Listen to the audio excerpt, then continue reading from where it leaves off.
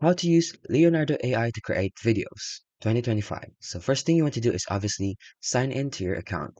Then after signing in, you will be redirected into this website or the app itself. So if you search in the Google leonardoai.com or .ai, you will be redirected immediately to this homepage or the dashboard. Now from here, you can see the button at the left corner called video. Simply just click that video button.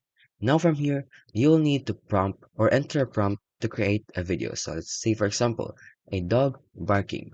Now, you need to take note though, in order to generate videos, you will need to pay some coins or tokens or the currency for the AI. So, in order to get these currencies, you need to upgrade to the plan.